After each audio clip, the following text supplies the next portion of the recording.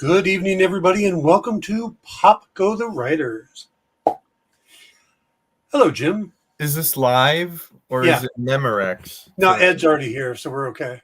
Oh, I see that. Okay, so we're actually live this We're actually time. live, yeah. Okay, yeah. you're sure? Okay. I screwed up last week, Okay. and I've been doing the Tuesday news.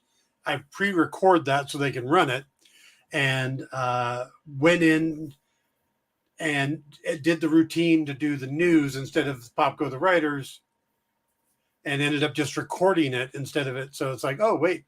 And then Ed pointed out and goes, yeah, I know. I was trying to look for it. And I was wondering thank you, why we Ed. were so unpopular last week. Yeah, I thought it was just a bad topic, but yes, you're here this week. Thank you, Ed. So, yeah, we're back. I think this show needs a coup. I think it needs to have a violent overthrow.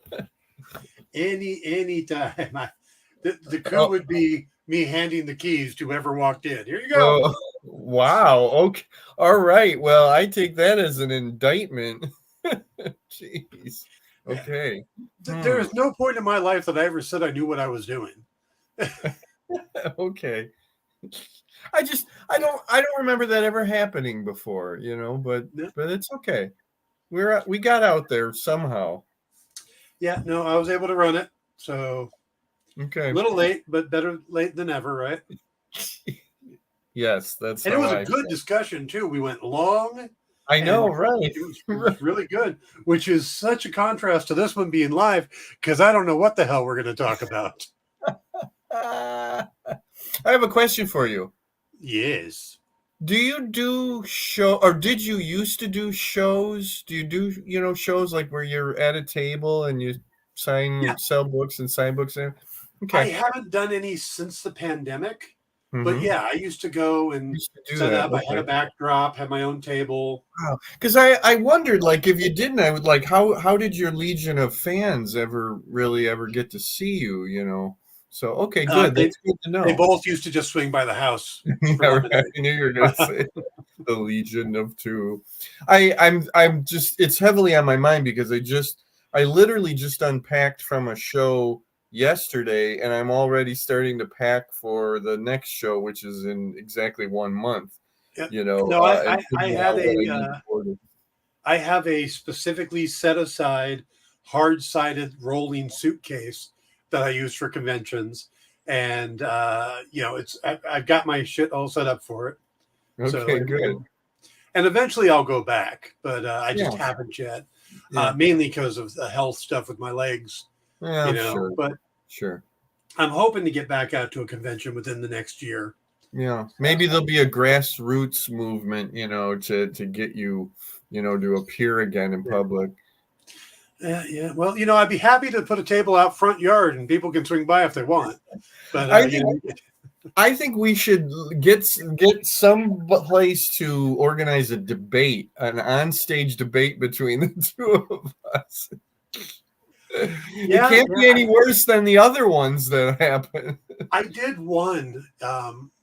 We were going to do one in Phoenix called Writers versus Artists. And it was going to be me versus Tone Rodriguez. Oh. We traveled everywhere together. People were used to seeing us. They thought it'd be neat. But someone else got a hold of the programming and went, well, we just can't have the two of them. And they're like, obviously you don't know those two.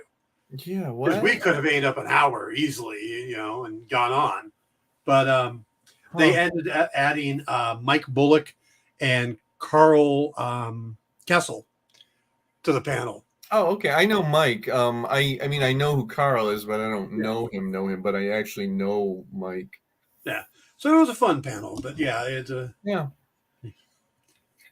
So, but it was. I've done a lot of panels and stuff. I actually did one panel on writing comics, and this was one of those that you're setting yourself up for failure, because not only was I doing a panel on how to write comics, but I did it with the idea that they had to pay $25 up front and that the money would go to the Hero Initiative. Oh, okay. I was going to say what? Yeah. So I thought, I'll raise a little money for Hero, like $50 when two people showed up. But we did almost $600, Okay. which is Okay. at least a few people, you know. Okay. My thought would be like all those books that are out there on how to write comics, how to draw comics and everything, and they're by people you've never heard of, and you Oh yeah, wonder like, why should I listen to these people? I mean, that's why I don't do a book like that, because they'll I'm go, in like "Who's two this of them. guy?" I'm in like one or two of them. People have reached out going, "Would you write an essay for this thing?" I'm like, you sure? Yeah, okay. Well, I did that. I reached out to you to write an essay, so Yeah. and it went well. You had me write an essay on the history of comics. Yeah, right. Not, Not how to proving write. how I, yeah, that's different. It's like I've also written forwards for books, and I'm like, what audience are you trying to tap into that you're not already tapping into? Oh, look, this book has a foreword by Dan Wickline. Oh my God, I don't have any idea what it's about, but I must have this book. Mhm. Sorry. Actually, the funniest one was I did a film noir style or a pulp style forward and the voice of a detective for the opening of Steve Niles' graphic novel or trade for his book Fused, because it had so many problems when he was putting it out, artists dropping off and all this other stuff, that I went and did it like I was just trying to figure out what was the problem with this book. Why did it have so many issues? Right, gotcha.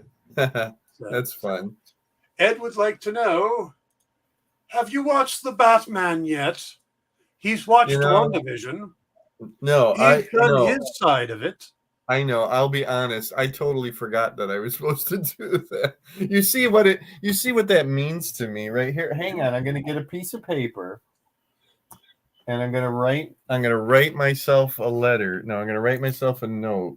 The Batman. There. And now I let's see, it's on the back of a calendar page of Utapo from Star Wars. So okay. There you go. So, all right. I don't know right. when, but I will. Okay. What did you think of WandaVision? Yeah, Ed, what'd you think of WandaVision?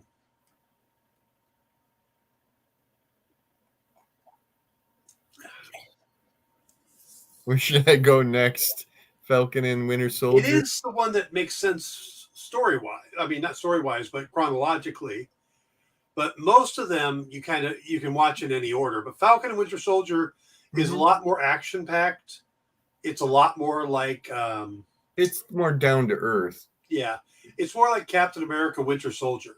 Yeah, oh, definitely that, I mean, honestly, if you watch WandaVision, you should go on to Multiverse of Madness, I would think. Yeah, but he's probably already seen Multiverse. Yeah, because it's a movie. He's talking about the TV shows. Right. And he could wait for the Agatha show, I guess. Yeah, Agatha's coming out in August or September. So he said that WandaVision started like Pleasantville on acid, but it ended up being quite good. So yeah, that's kind of how I felt about it too, because I'm not a sitcom guy. So they weren't playing to me. That was, I mean, the whole I Love Lucy and Dick Van Dyke and Brady Bunch and stuff. I know those shows. I know the tropes they were trying to hit, but that's not my cup of tea. So, but I still enjoyed it.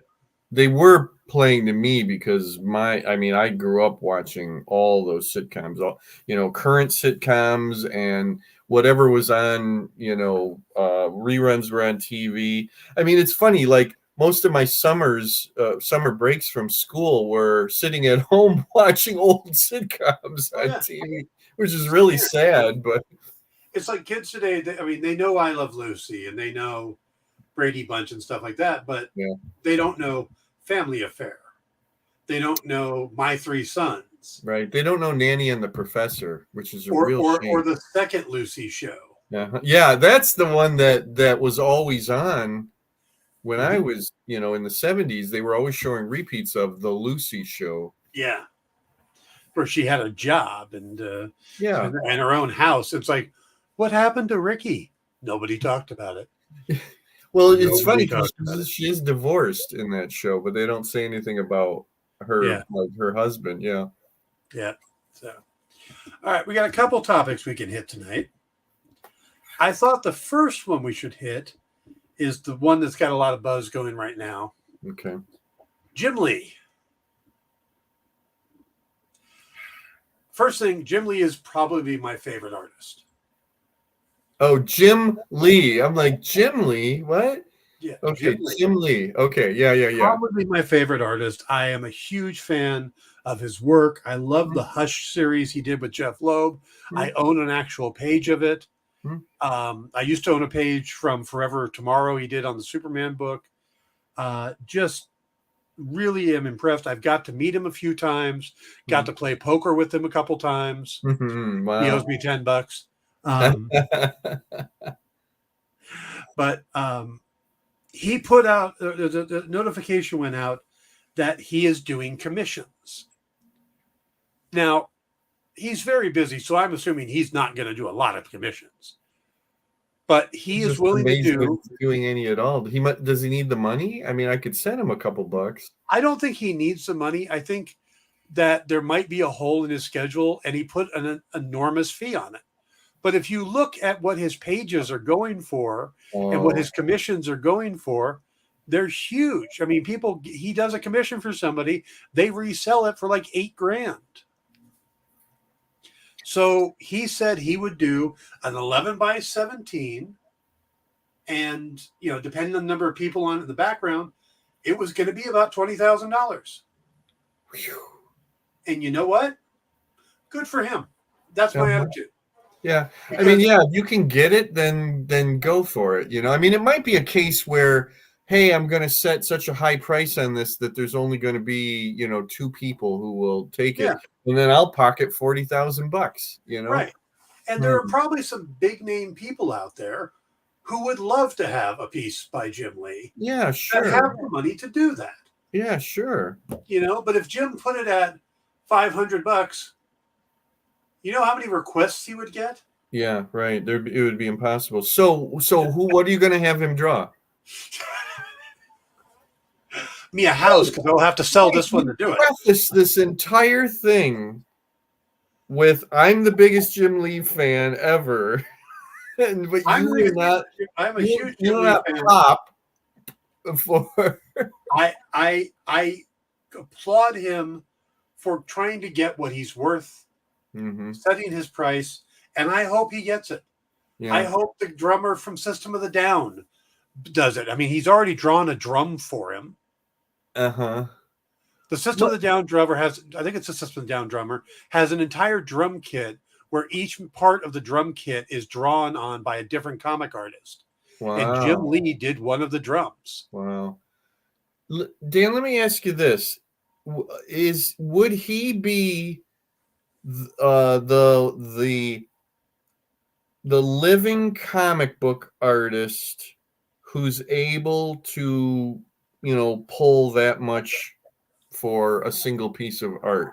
I mean, is there anybody else out there right now who's still working who could get that?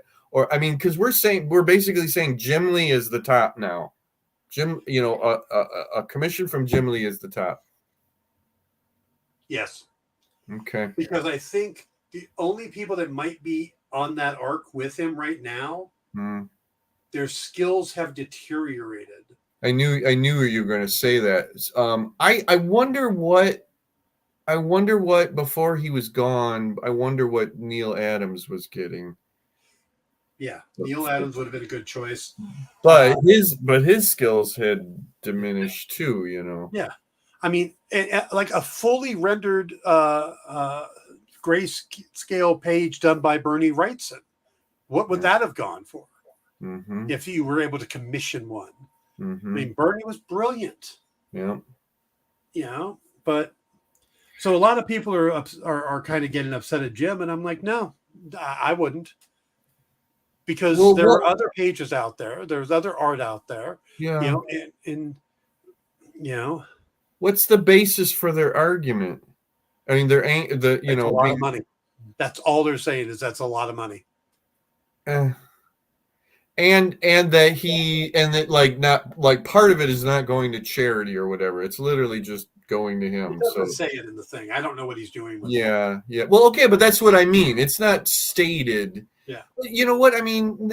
So But what? this might be a statement Mhm. post as well, if you think about it, because if he is constantly getting contacted through social media for his prices and all this other stuff, and is constantly he is still the president of DC Comics. Yeah, He's imagine probably that. very busy, and he Yeah. doesn't want to constantly have to say no. So he puts out these huge amounts to get people to stop asking. Or if they're going to ask, bring a big wallet. Is he's still doing covers, I assume? He's occasionally still doing covers, yes. And now it would be really interesting to hear what he gets for a cover these days. Yeah. You know. Ed says, do you think McFarlane would be up there? No. I think No, that I don't think so. no. Do I think McFarlane could get a lot of money? Yes. Mm-hmm. If McFarlane wanted to sit down and do one, but most of the time what Todd does is he does the roughs, have somebody else finish him, or he doesn't do the level of art that he used to do. If he came in, did the art that he used to do, and I think someone would be willing to pay thousands. Mm-hmm. You know, maybe potentially up to 10 grand, right, depending upon what he put into it. But 20, no way. Andrew says, I wonder how much a Jim Lee Sharpie sketch would go for. You could look it up on eBay. You could check on Comic Arts Fans. Yeah.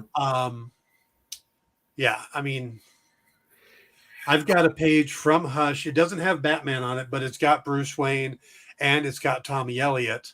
Mm-hmm. So I know I paid about $800 for it, and that was in the mid 2000s. Wow. Yeah. So this is 15 years later. I'm sure it's going for a little bit more than that. Yeah. All I have to say is, like, if I ponied up 20 grand, that would have to be one hell of a piece of art. As far, I mean, he really needs to come through on those, as far as I'm concerned. Ed says, from what I'm reading, people are saying he's price gouging the fans when he doesn't really need the money. So people are just using this as their new hate mongering. You know what? He's not gouging anybody. Nobody has to do it. Yeah. Yeah. Price gouging is when you do that with gasoline or milk or eggs or bread, you know, medicine, drugs, medicine, Yeah. Price gouging on insulin. You Yeah. have to pay hundreds a month for your monthly insulin shots. That's price gouging. Because you want a piece of art. Did they come up to Picasso and go, no, we're going to have to bring that price. You should do one for me for $10 because I'm a fan. Your price gouging. Ed agrees with us, by the way. Okay. We're not arguing with that on this. He looked it up. No, I know. Appreciate it. I think, again, it's all okay as long as Jim Lee did not do it in a way like to make fun of fans. You know what I mean? Like he thinks it's one big joke. As long as it's not done like that. If it's like, I have this amount of time, to do that, and at least, and I am going to put a higher price on it because I can't do that many. I mean, he needs to, if he thinks he's going to get those commissions, he needs to set an amount of commissions that he can do. Just like when these guys go to the shows, a day or two or a week or so, on Facebook, they say, hey, I'm going to open it up for 8 commissions for that. I think he's going to a specific show. Mm-hmm. He is doing a range. That's the top end. If you want a fully done 11 by 17 page. Oh, it is at a show. Yeah, there is a show, and you have to pick it up at the show. You have to pre-order it so you can do it before the show, and you can pick it up at the show. Yeah, and that's so you don't have to carry $20,000 in cash around, and he doesn't have to worry about a bum check. If I'm paying $20,000 for a piece of art at a comic convention, I'm bringing it in a briefcase in bearer bonds. Okay. and I'm bringing a bodyguard with me. Yeah, well, that's exactly what I was thinking. Yeah, if you can afford $20,000 for a piece of comic book art, you need to have a bodyguard to go into a convention. You know? Yeah. So, see, I would do the opposite. I would request the smallest bodyguard they had, preferably a female, just for the joy of why. It's like Jason Momoa going around with two bodyguards. Yeah, They're much smaller. There's photos of him with his bodyguards. They're much smaller than him. Well, I mean, some ways I do get that because Jason Momoa may be able to handle anything that comes at him, but he doesn't. He feels like he doesn't want to. He doesn't need to do that. He just wants somebody else to do the fighting. By the way, if anybody out there is actually looking for a star to go up and try to attack, which I don't recommend, but I'm going to even bigger not recommend. Do not go after Ed O'Neill. Why specifically? Because he's a multi-degree. He's got a he's way above a black belt. Oh, okay. He can seriously kick your butt. It's a puce belt, if I remember correctly. Some reason I think it's white, but that doesn't sound right. Maybe it's zebra skinned, I think. Yeah, it's from what I understand is that he's really high up there. Uh-huh. Yeah. So on a shoe salesman budget at that. Wow. And might I just add, if again, Jim Lee needs to hand me that piece of art personally. I don't want it to go through a middleman or anything like that at all. I want to, have him hand it to me right there for 20,000 freaking bucks, and he better sign it too. I want to meet him in the far back right corner of the convention center by a hollow tree, and yes, I will bring the hollow tree as well. You know what? I mean, since you know him personally, you might be able to get it for $18,500. He could probably knock off a little bit for you. At least the $10 that he owes you. I assume that he's forgotten who I am. Yeah, like I said, I find that hard to believe, Dan. Who could possibly forget I've been in 2 poker tournaments with him, sat next to him in one of them. That's how I ended up loaning him the $10 for the final hand he was in. Oh my God. Yeah. So, and I've run into him a couple, but that's, and I got to visit Wildstorm while it was still its own building down in, San Diego. He needs to give you that $10 bill with a hand-drawn Batman on it, I don't honestly ever expect that $10. Okay. But so my bottom line is more power to him if he can get that, and he can legitimately deliver, then I say go for it. If that, and there, like I said, there's other levels. You can get head sketches. You can get not 8x10, but 9 by whatever the size are, 9 by 12. So he's even got smaller ranges and more or less people on there. He's got, he does come down in price, but if you want him to draw you a cover for your comic, you're going to pay $20,000 and more power to him. I just thought of somebody who could probably get that. Yeah. Alex Ross. Possibly, especially if he painted it. Yes. The other name that came to mind to me was Greg Hildebrandt, but he's not doing very well right now. So. Oh, I just saw something that he's doing, and now I can't think of it. Yeah, there's been some posts recently that he's having some medical issues. So. Yeah, but I mean, I saw that he did art for something, and it was nice, and I didn't even really recognize it until it said Greg Hildebrandt or whatever. If Bob Ross could do something right now, I'd help raise the 20,000, because then he could tell us also how he came back to life. I would pay Alex Ross $20,000 to paint me a real nice, portrait of Ma Hunkel, the Golden Age Red Tornado. I would totally do that. I actually know somebody who has an Alex Ross sketch cover.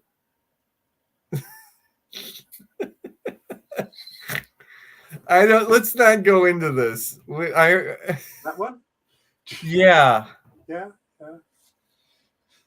Yeah. Think this was worth 20,000? I actually looked that up. Take off a couple of those zeros, please.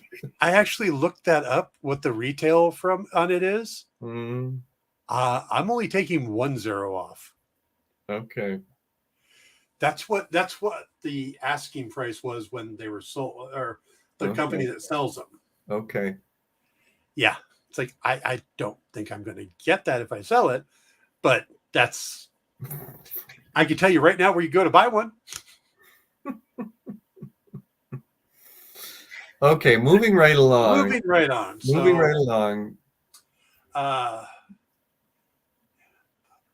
Could you imagine Bob Ross going, here we have little happy zombies. They're happy because they're back up out of the earth. Here we go, happy little zombies. Someday we're going to learn that Bob Ross did some stuff like that and we never knew it, or like he recorded a heavy metal album, like Christopher Lee did. He was in the military and he hated his afro. But the problem with the afro was he was completely broke when he started doing his stuff. And it was the cheapest, longest haircut he could get, as in what he wouldn't have to pay for another one for a long time. So they did the perm because that was, what he could do, And then once he realized it's kind of my trademark now. Yeah, I bought one of those for Lisa. Yeah, this is Becky's. All right. Let's see. Acolyte or Superman? We traditionally do Acolyte at the end, but we can break with tradition. All right, let's talk Acolyte. Yeah. Let's talk the best episode yet. Sweet Mother of Jedi. Huh. I mean, right? Yeah. That was Jedi Palooza. Yeah, that was the Jim Jones of Jedi. Yeah, that was everybody's Jedi fighting. Everybody was Jedi fighting. By the way, is that song racist now? I feel like I should ask. What's interesting about that? I've never been around anybody or seen anybody ever say that, but I guess it could. But what's interesting about it is it was a black man singing about, kung fu fighting. So, I mean, it would be kind of a rough one to sit there and argue about, Yeah. Oh, the Avengers Rising says we are long overdue for a live-action Superman movie with Brainiac as the main villain in it, with both characters done comic accurately, along with Supergirl and Silver Banshee too. I agree with the Brainiac thing, although it would be tough to know which Brainiac to do. True. He's had, more than one look over the years. But yeah, I've always wondered why, of all the, I mean, again, it's always Lex Luthor, but they always go to Brainiac. I guess we're talking about Superman now. Right? Let's go ahead and do the Superman talk. Okay. We'll save the spoilers for a minute. Okay. You know what? I got a chance to. We've talked before about how I'm part of this group, and we haven't done one in a long time, but we act out these unmade movie scripts. Yeah. And one of the ones we did was Kevin Smith's Superman script. Did you really? That had Brainiac. That's right. Yeah. It's called Superman Lives, right? Yeah. Yes. I got to play Deadshot. Had a little eye patch, the whole thing. But of course, who else could you have played? I can't imagine. And a few other stray characters. Scott Koblish, the guy that drew Deadpool for a long time, he played Brainiac. And our Superman was played by Gib Gerard, the son of Gil Gerard. Okay. Yeah, it was an interesting little thing. And even, I mean, that had Brainiac in it. So it's not, so yeah, Avenger Rising is right. It's been a long time coming. We do need, I will say that I was really impressed by the TV show Krypton and how they handled Brainiac. I never got to see that show. How did they handle it? The actor they got was really good, and he was less robotic, more calculating, more cold. That's okay. And he was kind of the big bad for the show, and they introduced other things in as well. But the premise that basically this was Adam Strange traveling back in time to try to prevent some catastrophe that happened that would prevent Superman from being born. Okay. And it's him working with Seg-El, Clark Kent, or Kal-El's grandfather, while Brainiac is trying to take over Krypton. Okay. But they introduce a prototype of Doomsday. There's a lot of really good stuff. There's even Lobo. And they do a cool job with it. I mean, it was a better show, but it was buried on Sci-Fi Channel. Yeah. You know, I only watched it because NBC, who owns Sci-Fi Channel, sent me screeners. They literally sent them to me when I was working at Bleeding Cool. And I'm like, well, hell, so I started watching them because I'm like, yeah, I could do a review of them. And I'm like, I really like this. And when I was covering it, I would actually post stuff on social media, and a handful of the stars responded and would get into conversations with me. Nice. So I remember when it was like first announced or it was first coming out that there was, people saying like, that sounds boring. Like it doesn't have Superman in it. And why would that be interesting at all? Yeah. I think Avenger Rising says the Brainiac from the 2008 storyline. That's the Jeff Johns, Gary Frank storyline, right? If I'm remembering correctly, which is a really good Brainiac storyline and would be excellent choice. Yeah. To use as their guide. They're not doing it this time. That's obvious. I think Gunn has been pretty adamant that All-Star Superman is his Bible on this. And you look at the costume, and that's originally what I was going to bring up, is the costumes and stuff we've been seeing, because all these set photos are coming up because they're shooting outside. Yeah. And we've seen pictures of the costume much better than that one photo we had. Yeah. Yes. Yeah. I don't know if you've seen them. I have. Right when it happened. And it's so funny. Here's me, almost not focusing on Superman at all, but going, holy shit, there's Mr. Terrific. And it's like exactly like the comic. And I was like, what? I almost said, what the heck is his problem? I mean, James Gunn, like, why would they do it exactly like that? But I was just floored. It's just top to bottom. Yeah. Like he stepped out of the comic book.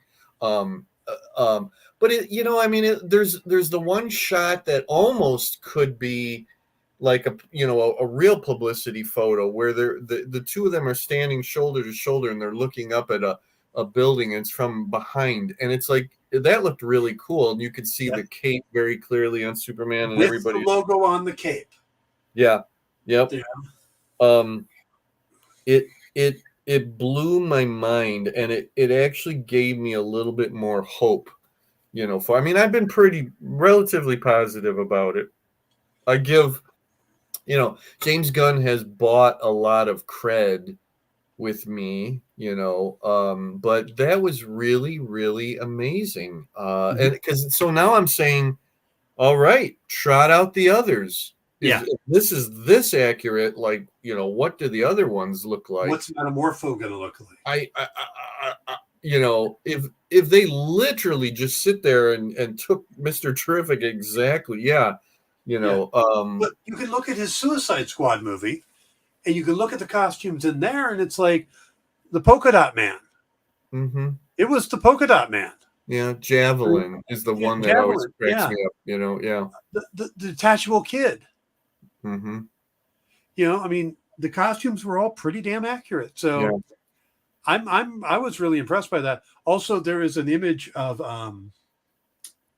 Mr. Terrific holding a box of milk bones, and like he's got one out. And I'm thinking, we're getting a CG Crypto.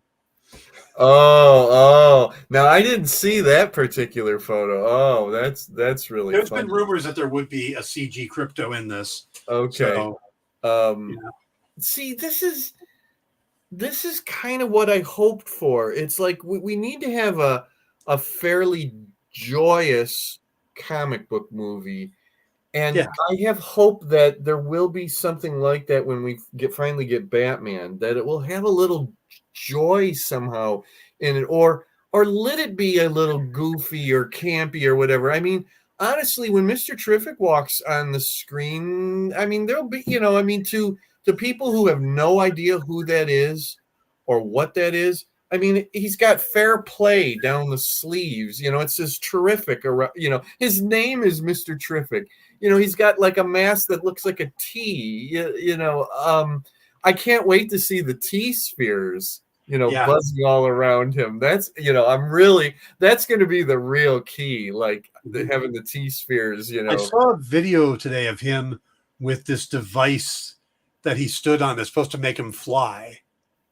Oh, like it pops out of the T spheres, and okay, it's like a little rig that goes on it, like lower back and legs. I'm gonna have to do a search. I mean, I saw several of the photos. So, okay, so the Superman costume, I was good with it, and I will hit upon what a lot of people have said is it's hard to get past the collar. I understand where the collar came from. It's like the new 52 thing or whatever. Mm-hmm. I would prefer not to have a collar. I don't understand why today, like in today's modern world, that is it like we're giving you the trunks, so we have to do the collar, like it's a trade-off, kind of a thing. The trunks are really good. I know they can't just have a bodysuit. It has to have lines all over it and everything. But you know what? I don't think they're going to really show up that much on screen. And it's not concerning me that the way it kind of folds and bunches because these are impromptu stills of that taken by people who probably shouldn't be taking those photos. I think James Gunn is gonna film it in a way that makes it look good, and Yep. No, I agree. Now I'm sure you saw it. You saw the photo of Clark Kent. Yes.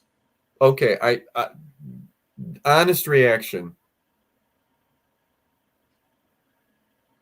Honest reaction? Yes. I thought you were thinking. This is a callback to what I talked about a few minutes ago. I thought it was Scott Koblish. Okay. He's got that hair. It looked exactly like Scott. Yeah. Okay, so here's me going. I'm like, okay, well, this is 2024. There's a little concern about the old, like just putting on a pair of glasses is not enough. It doesn't matter to me because it's a fantasy, and it always has been a fantasy. It's suspension of disbelief, But so here's me going like, well, what exactly does he do when he changes to Superman? Does he have super pomade that he goes whoosh whoosh whoosh and it's and it's done and he flies? I mean, I think it's probably just super spit. Okay. You know what that reminds me of is Huck Samaritan. too. Samaritan in Astro City. When you know the character, Yeah, okay, he does a thing where he like when he changes from Asa or whatever, however you say his name, he does a thing with his hair and it puts like the streak in it for Samaritan or something, whatever it is that he does, and it kind of reminded me of that in a way. Interestingly enough, he does look fairly different as Clark Kent. he does. You know, Yeah, and I think um, we accepted on Arrow their Mister Terrific. hmm The gentleman who played Mister Terrific had a very large afro, okay, and when he went into his Mister Terrific costume, which was pretty much as accurate as the one we're seeing from James Gunn, he okay. would do his hair in cornrows. It's like, you realize how long that would take, or to braid all that? unless Yeah, unless unless like he made a machine. unless the like the original Black Lightning, who he actually put on an afro to become Black Lightning. He actually had close cropped hair, No. Echo Kellum uh, was long in the show before he ever became Mr. Terrific, and he Uh, always had that hair. So, okay. Then all right, I so have no idea how that was done. He's not Superman. He can't do, and then it's, Avengers Rising says that the Brainiac from the 2008 storyline is also the main adaptation of Brainiac in the mainstream. oh, is there? Okay. Yeah, and yeah, I think that'll be their source book. I think we're going to end up with, there might be hints at Brainiac in this, Mm-hmm. but I'm pretty sure that a second Superman movie would go on to Brainiac. I think they'll stay away from Zod. They absolutely need to stay away from Zod. Yeah, let that rest, for a while.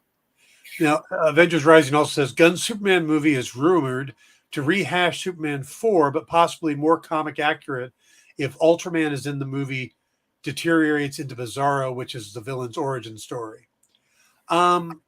Okay, I've heard a lot about this one way and the other. Hmm. There is a character that currently looks like Black Noir from The Boys, or like that first outfit Doomsday shows up in, the way he's wrapped with the goggles, Yeah. but not big enough to be Doomsday. He looks like the exact same size as Superman. Yeah. And he's got a U on his chest. There's been rumors for a long time that Ultraman was going to be in the movie, but not the Ultraman from Earth 3, I think it is. Earth That 3. this would basically be a clone of Superman created by Lex Luthor, and that they would fight, and eventually he would get turned into Bizarro. I've heard other people say he'll be turned into Doomsday. I don't know. That's the thing, is that it could be any of those things. There's plausible, story arc They there. they may have a problem with the name Ultraman. I think Tsuburaya, in Japan might have a little problem with that. They can probably get away with it in the comics, but putting it on screen in a movie, especially right now when Tsuburaya is really pushing Ultraman globally. They have a new animated movie. They just recently had a new Ultraman TV show, Ultraman Blazar. So they might have a problem with that name, but that's funny that he has a U, unless he's just called Ultra. And then that can harken back to Ultra, the multi-alien. But they can use Ultraman if it's not in the title of the movie. Yeah. And if they avoid putting it in print, they can just say it's Ultra Space Man, not Ultraman. And they're just words. Yeah. DC also has another Ultraman character that's like really old, ancient. It's old, like Gary Concord, the Ultraman. It's like I only ever discovered it from Who's Who in the DC universe, back in the 80s. And then there's There was another character I think that was maybe called Ultra, from that was like the superhero of Earth Prime. Do you remember you know what I'm talking about? Vaguely, vaguely. Yeah. Oh, but anyways, Ultra the multi-alien would be fantastic. He could fight Metamorpho. He's like divided up into four too. Isn't there also the Ultra Humanite or something like that? Yeah, that you know what's interesting about that? That's Superman's first supervillain before Lex Luthor. And one could argue it's like the first real supervillain in American comic books too. That's God, that would be really interesting. And it was long before he looked like a big white ape in like a red jumpsuit, armor jumpsuit things. He Yeah. was what we now have as Lex Luthor. He was a bald-headed guy, and then it appeared that he died, but what happened was that he had his brain put into a woman's body. She was like an actress, and like years and years later they did the whole thing in Infinity Incorporated or All-Star Squad. I can't remember what it was, where he looked like a big white ape, like the brain got put into an albino ape or a gorilla or something like that. God, Yeah. Ultra Humanite would be, Dan, I think you are onto something, because that would fit in with Superman, Ultra Humanite. Yeah. And James Gunn does like to do those really obscure references. He would be the deep dive guy. Oh, this is exciting. This is very interesting. Yeah. Yeah. All right, let me answer a couple questions here. Evangeline says, I do agree with you guys, even you, Dan McCline. I feel your pain. Yeah. WB needs to stop recycling Zod. Yes. Yeah. It's been an issue of fans since Superman 4 with Lex being recycled for another movie and it bombed. I completely agree. I think they should have got away from Lex too. I think they should have gone to Brainiac in the first one here. But and hopefully Lex is more behind the scenes machination type things where he's pulling the strings, but he's not, face to face. And definitely I don't want to see him put on the green and purple suit. At least not yet. And then we've never really had that before, though. Ed asks, are you doing the show on Thursday for July 4th? No, I think I'm going to take the 4th off. I have a tradition of watching 1776, the musical, that I do every 4th of July. I've been adding Hamilton because it's got a similar theme. So that'll be how I spend my day. Maybe I should do a 1776 watch party and see if anybody wants to join me. And, I swear to God, you've brought that up before, doing that. That's funny. Huh. So, all right. So, all right, let's take the last few minutes and talk about the Acolyte. And we'll put the spoiler warning back up just in case. Okay. This show is definitely picking up speed and picking up. I would say so. He says he's never seen it. He'll watch it with me. Very cool. I'll probably be singing along though, so maybe I shouldn't do because that's probably a copyright infringement.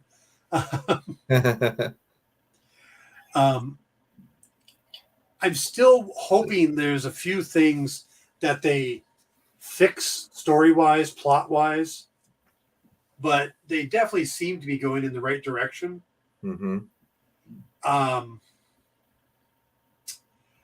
There was that cheesy moment where she cuts her hair with a lightsaber.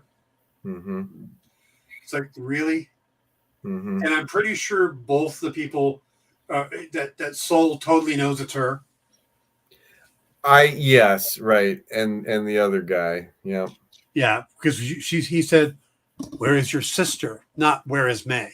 So, I think the it's weird to say that, like, one of the things I enjoyed was the deaths, because you got a whole smorgasbord of it. yeah, it felt good in a way to have that happen, to know that those, those stakes are high, like this, that it can happen in a show, like this. And I think it surprised me because it was two characters that were already becoming fan favorites. Hmm. But I think, again, I think it was a good thing to say, like, we're not messing around, Yeah. we can kill these Anybody characters. could die here. Yeah. um I think the big thing to keep in mind though is, and it's something that I kind of noticed early on, is that people are not focusing on the real mystery. mhm. Well, the mystery is who's killing the Jedi's. Nope, well, we found that out right away. Oh no, the Mhm. mystery is who is the person training her. Well, we've got that now. So what Mhm. is the mystery? The mystery is what happened to the Coven Yes. and what happened on the planet that had one Jedi kill himself Right. and another Jedi go off to live by himself in exile, basically, Yeah. or on I can't remember the Jedi, the Wookiee's name, but Kelnaka. Kelnaka goes Yeah. off to live by himself. So what happened there is pretty severe. Yeah. Do you agree that Kelnaka may have allowed himself to be killed? I Yes. saw a criticism about, like, oh yeah, like this guy is gonna, sneak up on Kelnaka, and it's like, no, I think he probably allowed that. He, just like the other guy, drank the poison, you Yeah. know. Yeah. Um um And even the first Jedi, Carrie Ann Moss's character, hmm, she was more defensive than ever really trying to take May down, yeah. you know? Mhm. So I think they all feel a level of guilt. And if you've got four guilty feeling Jedis, something really bad happened. Well, here's the sad thing. Okay, somebody killed the Coven. Uh huh. We assume that because of all the guilt going on, that it was one of the Jedi. Right. But I don't think it's going to be one of the ones that's already dead. That doesn't really leave. But It, well, it leaves. we also have to remember there's a coven of witches who can take over people's minds. Okay, They but would took that be over enough? one. Would that be enough for them to all feel guilty? Like, why? Like, guilt enough to commit suicide? You know? Well, that's what this show has to pull off.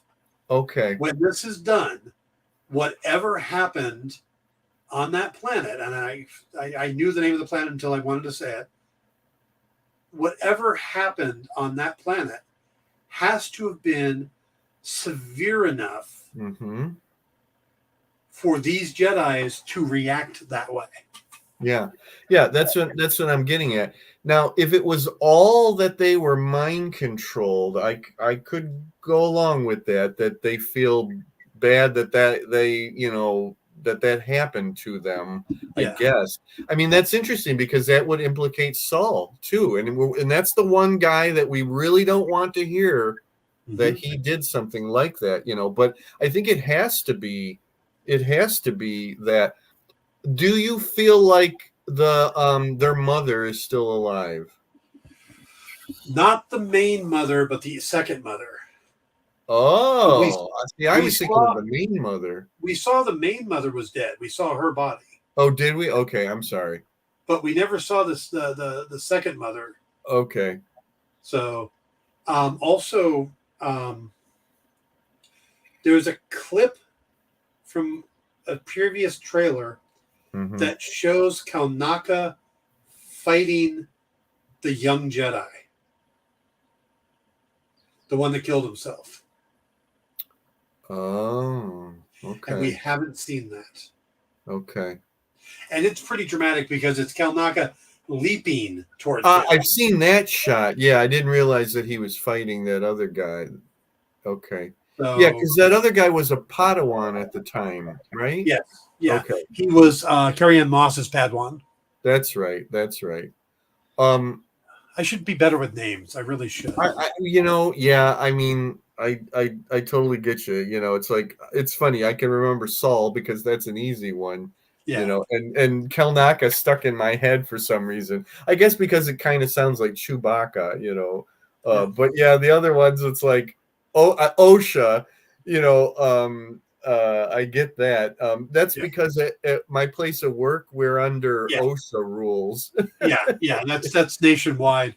What's funny is in the episode where they're chasing after her, and she's about to run out, and there's a cliff, and she almost fell over the cliff, and Soul catches her. I turned to Lisa and I said, "Look, he prevented a slip and fall accident for OSHA." All right. All right. You win the internet for a minute. Thank you. Okay. The young Padawan is Torben. Torben. Yeah. Okay. Yes. And Jackie. Indara. Jackie was the one that just got killed. Yeah. Jackie Lawn. Excuse me, Jackie Lawn. You know how I can remember her name? Because way back in the day, in Legion of Superheroes, Princess Projectra was known as Jackie. They all had kind of shortened, nicknames. Somehow they got Jackie out of Projectra. Yeah. And that reminded me, of that. Yeah. Now, of course, for me, all of those people killed, but the most important characters survived, and that's what matters. The little scout. Basil. Okay, and there's something going on with that. They focus too much on him coming into the ship. Yeah, he can tell it's not her, it's not May, or that it's not OSHA, it's May. Right. That's that had to be important. Just real quick here, I want to make sure I get into that. I really agree with the people who say that this has got to be the best lightsaber fight choreography since. Oh, yeah. I saw a lot of people saying Revenge of the Sith. Some people said Phantom Menace, but yeah, that was just amazing. I did not know about the metal that can deflect. Kurtosis? It's not Beskar. They said that it's still not as strong as Beskar, Yeah, but it's called Kurtosis. Yeah, and it's from the Legends novels, I guess. So all the people going, they're not following Legends. Oh my God! I know, right? So shut up. There's a Legends thing right there. They brought in a metal that is actually energy displacement and will interfere with a lightsaber for a minute after hitting it. Yeah. That's amazing. The other thing I was going to say is this. I don't think there has to be a true concern about this guy being Sith before, because, well, number one, we know damn well that they were not truly gone for a millennia or whatever right. But I really strongly feel that he is a Sith wannabe. It's easy enough to say thinks he is or trying to be, but whether or not he specifically said he wasn't. He said some might call me or some might say Sith. Yeah, he said, I don't have a name. Not a name, right? You would call me a Sith. You would call me Sith, right? Okay. Right, because a Sith being a dark side user. Yeah, but well, that's you're right. That's an interesting wording, Yeah, everything about this show, you've got to listen to the wordings on this show. Because, you've got to think about this like a murder mystery. Yeah. And the biggest thing you have to remember is, what is the mystery? Because there have been red herrings, but instead of red herrings, who it could be, the red herring has been, what is the mystery? That's why by episode 5, they've already cleared who's killing him and who's her teacher. Yeah. Because the important thing is what happened on that planet. Right. So we're going to get at least one more big flashback. We're going to get Carrie Ann Moss again, obviously. There is an episode that's supposed to be, and I'm hoping I get this right, is supposed to be done in Rashomon style. Okay. where it cuts back and forth at the story being told from multiple narrators. I'm wondering if that might be the penultimate, 7, Right.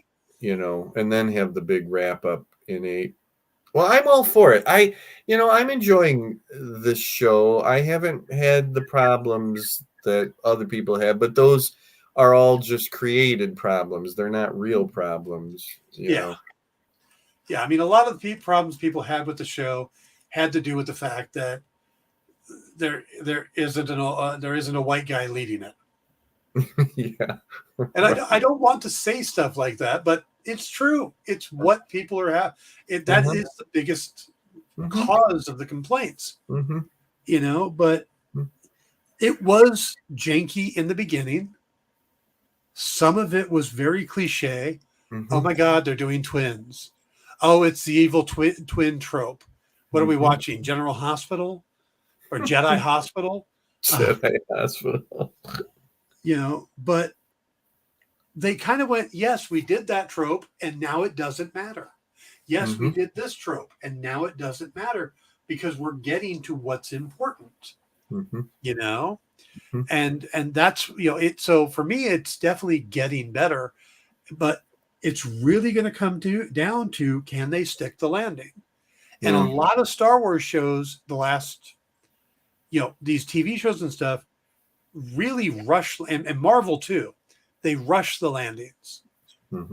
They don't stick them. They're not great endings. I look at Secret Invasion. I look at, there's just too many. Moon Knight. Loved Moon Knight. But yeah, that ending seemed rushed. Yeah, sometimes people have put forth that the endings end up like that because of interference from above, and that, there's probably some validity maybe to that. I don't know. It's funny. I remember liking the end to Obi-Wan Kenobi. Yeah, that one was fine. I don't have a problem with that one. Yeah. I liked the She-Hulk series, hated the ending.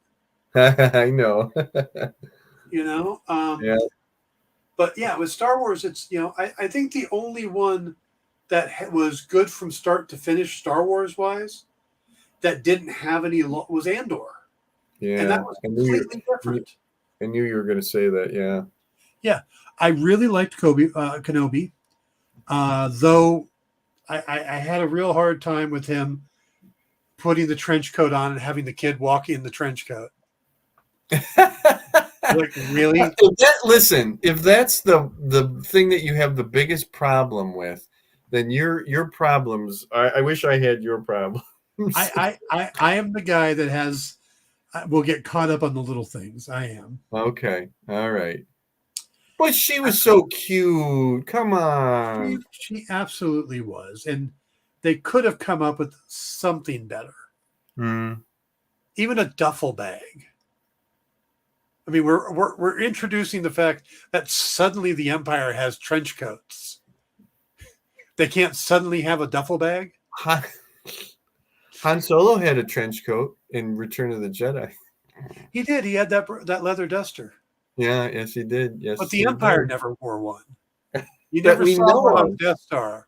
No. I swear, there's who had one? Didn't one of the Imperials had one? I swear, I can picture it. Did Krennic ever have one? He had a cape. No, he had a white cape. Yeah, but he never had a coat. Also, I know damn well there are coats. So, and they can get cold on different planets. You'd think they would wear one. And just remember, there was a lot of outrage because of the supposed retconning going on, with Acolyte. George Lucas himself was the master of going back and not really giving a damn about stuff that he already said, and literally the entire prequel trilogy is all a bunch of retconning, and there are still parts that don't fit right. And wait, even in Return of the Jedi, he did that, where he retroactively the whole thing with Leia, like the thing about her not remembering, or pardon me, remembering her mother, and then he went back and showed no. Of course, you know, or she remembered her mother, but we see later that she never even saw her mother. I know. There's a Yeah, bunch of stuff like I that. would- It it's says, like we wouldn't worry too much about it when the creator himself did that all the time. You know it why? says, why? Because literally George did not care. What he cared about was the story. If it made sense to him and for the story, then he did it, and he wasn't going to worry about the minutia. You know, He's like, edit in your memories for me. You know. Mhm. Okay, Ed says, in a world where there's green women, blue women, Hammerhead, Jabba the Hutt, and Jawas, have to have a white leading character. Well, in a world like that, a white character would be a minority. Right? True. And Ed also says, the problem I had was I thought the first fight with Obi-Wan and Darth was supposed to be on the Death Star in A New Hope. Well, from a certain point of view, maybe. Yes, Star Wars was the #1 franchise in all of Hollywood since 1977. Mm-hmm. Yes. Since 1977, Star Wars was #1. I question, though, if Marvel has eclipsed it. I still, as much as I am a Marvel fan, I would say maybe not. I think maybe it's still Star Wars, but I'd have to see. I mean, it depends on what we're talking about, like, you know, dollars or you know, I don't know. Well, there are definitely more Marvel movies out there and Marvel TV shows than there are Star Wars. Yeah, sure. And I think if you collectively put all that money together, they would definitely beat Star Wars. Yeah. Because there's 28 Marvel movies Mm-hmm. and a bunch of TV shows. God, is that right? Yeah. And there's 12? Hey, by the way, you saw the Sabretooth Yes. thing? Yep. Yep. Taylor Mane returning as Sabretooth. I like the clip of him, and he's about to run off, and Deadpool's like, wait, you look ridiculous. Let me pull my knives out of you. He says, like, I'm a big fan, but yeah. Now, some of that sounds like ADR, so I don't think it'll be what's in the scene. I know they do that all the time. Yeah, I mean, and it's funny, especially with the Deadpool movies, where, you know, Ryan Reynolds probably he does like how many takes and just keeps, you know, ad-libbing stuff, and then they pick one, you know. Yeah. But yeah, that was really, really fun to see that. So, and that's good because it's like that's just like a little hint of what or who we might see in that movie. Exactly. So, all right, guys, I think we're going to wrap it up there. We covered the things we wanted to cover somehow. Yes, Jim's going to watch the Batman, maybe on 4th of July. You know, maybe. I'm not going to promise, but maybe. Yeah, I will at some point. Oh, Ed's got us information. Ed's like part of the show at this point. He just does all our research for us. Top 10 highest grossing film franchise film revenue as of 2023 ranks Marvel Cinematic Universe at 29.61 billion, Spider-Man at 10, Star Wars at 10. So Star Wars, money-wise, is behind both Marvel Universe and Spider-Man. Mm-hmm. But that's just money. Let's talk about influence. Let's talk about merchandising. Go on over to the Warner Brothers headquarters or Disney headquarters. Ask Bob Iger or I don't remember the name of the guy over at Warner Brothers, and I used to use the name all the time. Ask them, do you feel better about being influential or do you want the cash? I think we need to ask Jim Lee that question. Ed says he is proud to be our research boy. Thank you, Ed. All right, guys, wrapping it up there. We will be back next Sunday. Like I said, I'm taking 4th of July off, so there won't be a Dan Wickline show on Thursday, but I will do the news on Tuesday. So if Got to keep you guys up and informed. Maybe I'll throw a news together for Thursday, but otherwise, have a great week. I hope it brings lots of great things for you, and we will see you all again